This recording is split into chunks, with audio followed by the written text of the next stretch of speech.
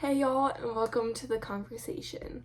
For those of you who may not know who I am, my name is Sydney Albright, and I'm currently serving as the State Secretary for the Pennsylvania FFA.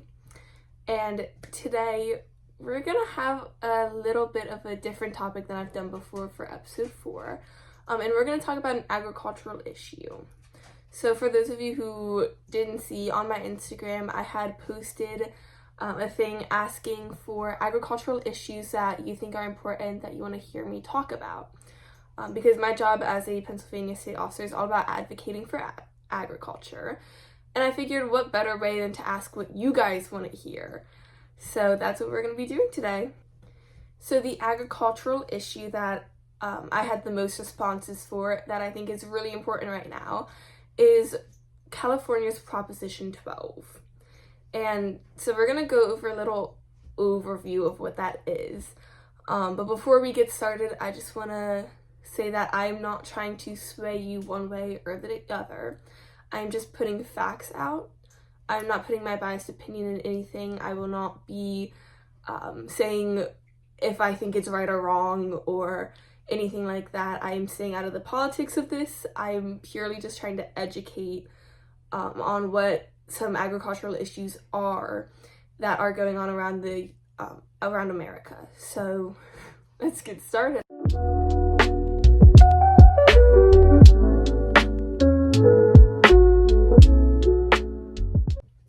So Proposition 12 is also known as the Farm Animal Confinement Initiative, and it prohibits sale of products from farm animals raised in conditions that don't meet California's standard for animal welfare. So if you're a California farmer and you want to sell your products and they're not up to the welfare standard, you can't. Same with if I do live in Pennsylvania, but if I'm a Pennsylvania farmer and I want to sell my products to California, I cannot do that. So it prohibits, their standards are breeding pigs must have at least 24 square feet of space per pig, effectively banning the use of sow stalls. Egg-laying hens must have at least 144 square inches of usable floor space per hen and be housed in cage-free systems. And veal calves must have at least 43 square feet of space per calf, which bans the use of veal crates. Now keep in mind, the sow stalls for breeding pigs is like kind of the standard right now. Like that's what a majority of farmers use. Same with the veal crates. If you're raising veal, that's what they're in. Because when you think about it, farmers are trying to produce as much as they can to sell because this is how they make their livelihood. It'd be like if you're making, this might sound dumb, but if you're making candles, you're going to make as many as you can so you can sell all of them to make money. So that's just like, I don't know, trying to put it in perspective of like the reason that they have that small space is they're trying to get as money as they can. Because that essentially ends up decreasing the amount of money a customer has to pay for it. And it makes it easier for the producer to make money, if that makes sense. And none of that is like animal abuse. Like they just have a small space. It's like having an apartment versus a house. They can still move and live in that area, and they just don't have as much space. And so the point of California's Proposition 12 is so that these animals have space to fully turn around, lay down, roll around in their areas of confinement so that they can walk around a little bit more and they have more space and more freedom. Now that being said, you guys have like in case you've never heard of it, you now have a bit of a background. You have like the 5,000 foot view of what it is about. So we're going to move into some pros and cons of Proposition 12. Again, I'm not trying to sway you one way or the other. This is purely for educational purpose only. So I'm actually going to start with the cons. and then move to the pros because I figure it's easier to it's not easier. I figure it's better to end on a positive note than throw all the positives at you and then be like, but this is why it's all bad. So we're gonna start with the cons. And the main con being that these farmers either have to completely renovate or build new facilities for their animals. So any farmer that sells to California or any Californian farmer has to completely rebuild their facilities. So the cost increases on the consumer side. Obviously, you'll see in any California store, any pork product, any eggs from laying hens, any sorry, my dogs are walking around. But any veal, pork, or eggs, that price has gone up. And we've already seen an increase on egg prices based on the avian flu and everything that's going on around with that. But also these pork products and everything that's going up. And so, but these producers are facing about $4,000 per sow to construct facilities that are Proposition 12 compliant. $4,000 per sow. It's really crazy. And it's an unscientific standard. There isn't really anything saying that this is going to completely change the animal and that it is going to be so much happier. Obviously, the more room they have, I'm sure the happier that they are. But there's nothing scientifically backing up why this needs to be a standard. So producers are mad that they're having to completely rebuild and have new facilities that even though they've been using these standards for so long and no other state has to do it. It is only California. And then consumers are mad because they're having all this price increase on everything. When fully enforced, California consumers see about a 7.7% price increase on their pork products and are purchasing almost 6.5% less pork. So that's hurting the producers because they're spending all this money rebuilding their facilities, making sure that their pork that their pigs are up to standard and all of this. But they're buying less pork because there's such a price increase. And so that's just not making anyone happy. It's mostly about economics with the cons is that you see this huge price increase and you see that consumers are buying less. So why are we making farmers have to pay all this money to reconstruct their facilities when consumers aren't buying it now? And that cost to the California consumers, it's almost an extra $320 million annually with all of the, with the whole population, not just one person. The whole population is now paying an extra $320 million annually because of this price increase on pork, eggs, and veal.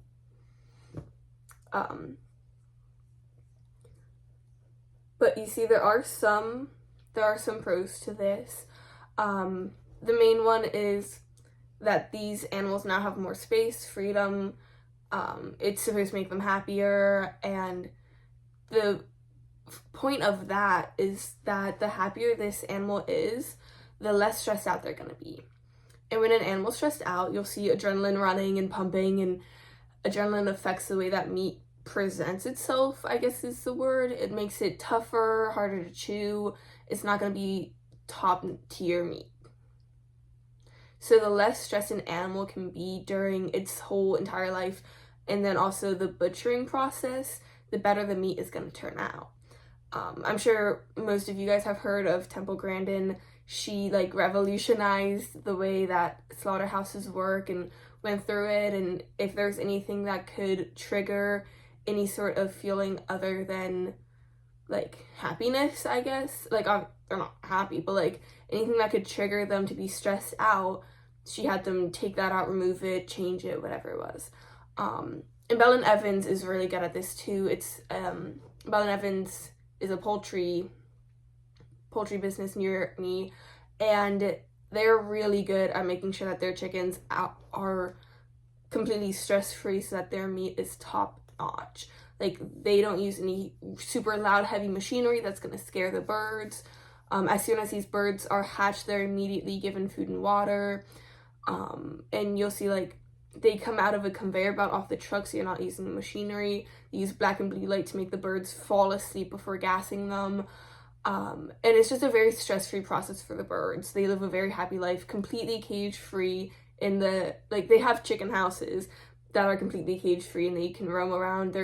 They constantly have fresh food and water and shavings, and it's a really good process for these birds. And I believe, I'm not sure if this is backed with facts, but I think this is what they're trying to do with Proposition 12, is make it so that these animals are less stressed and they live a happier life, and that the meat is better then. And then also animal activists are happy because these animals are, getting the space that they need to live or whatever. But the thing with that is that, again, it comes back to those economics of, yes, the meat is maybe a little bit better, but is it worth that huge price increase when California is already a very expensive state to live in? And then having to make farmers pay all that money to re-facilitate all of that, and then making the consumers pay more, and now they're not buying it, and it's causing all these issues. And we have no scientific backing to say these animals are truly happier. No one's tested the meat to see if it is better quality of any sort, because the point of it wasn't that it's like better quality. The point is for the animals' happiness. But there's nothing saying the animals weren't happy the way they were, because the way that they were being treated wasn't animal abuse. They weren't being treated badly. These farms were very upstanding farms. There wasn't anything wrong with them necessarily, other than the fact that they had small, confined areas. And again, I'm letting you guys make the decision on which side you want to be on this. I am not putting my personal opinion. Again, these are all just facts of what I found, what I've heard others say, professionals in the industry say. So again, this is not my opinion. This is the facts that I have found and I have backing for. Yeah, there seems to be more problems than there are good parts, because mainly financial stability for these farmers. Farmers don't get paid as much as they probably should for the fact that this is their livelihood, and they dedicate their entire lives to feed. It's 1% feeding the other 99% of the population, and they don't get enough credit, I don't think. In my personal opinion, they don't get enough credit, they don't get enough payment for what they do, having to feed everyone. And so making these farmers have to pay more seems very backwards. And I don't know what the solution is to this proposition, and making it easier for the farmers and the consumers, but also making it that these animals aren't being treated badly, because we all want these animals to be happy. They're living creatures. We're not trying to just use them here. I mean, yes, they are how we survive and live and eat and breathe and all that, but we still want to treat them well. And so the point of Proposition 12, I think the thought behind it is really good. And I think that what it's trying to do is good. I just don't know if it goes about it the correct way. Because it's impacting the 39 million Californians and farmers outside of California. And it's impacting others as well, because now, farmers in our area are going to be losing money. They're not making as much from their meat, and it just, this is a really hard topic not to share my opinion. Obviously, I've shared a little bit, but I'm just not, I'm not sure if it goes about it the right way. but I do think we all need to make up our own minds about it. Obviously, it doesn't impact everyone. This isn't an issue that's impacting the entire world, but it's impacting a lot of our economics and our politics, and farmers all over the United States. So I think it is an issue that we all need to be aware of, especially if another state tries to, if more states are gonna try to push this out. I don't think there are any that are looking to make a proposition, like make Proposition 12 welfare standards the standards in their state. I'm not sure if that's a thing, but if that happens to be the case, if other states do this as well, it's impacting even more states now, and it's going to end up impacting our country. And so I think it is a very big issue that we should be aware of. And if you guys want me to go deeper into it, I can do a part 2 episode, because I know this was kind of a shorter one, but it's just, I didn't want to go too deep into it without you guys knowing the basics of sorry, I'm like stuttering here. It's just so that these animals can fully turn around and maneuver. The pigs and veal have to be able to fully turn around, lay down, roll over in their area of confinement, and the hens have to be able to fully spread their wings, and so they are just staying cage free. So again, make up your own mind about this. I think Proposition 12 was trying to do something very good, but I don't know if it went about it the right way. The standard for confined areas for these animals isn't bad. Like, these animals have enough space to live freely, happy lives. And it helps the farmer because that's been the standard for forever. And I don't think the way that they're confined, I don't think causes stress on these animals. But they're trying to help these animals live better lives. So again, Proposition 12 is all just about animal welfare for veal. It mostly focuses on veal, pork, and laying hens, so that they have extra room of movement, that these animals can fully turn around. If the hens can fully spread out their wings, they can lay down, roll around, whatever they need to do. But again, make up your own mind about this. This is a pretty big issue everyone needs to know about. At least I think everyone should at least be aware that it's going on. Even if you don't think you're being directly impacted by it, you should still be aware that it's a thing, because it is impacting over 40 million people, about 40 million people. I think that's it. Signing off, this is Sydney Albright. I hope you guys enjoyed this episode on Proposition 12. I hope to see you next time. If you have any more questions on this issue, message me, and I can do a part 2 if wanted, or I can just answer your questions. But yeah, I hope you guys enjoyed.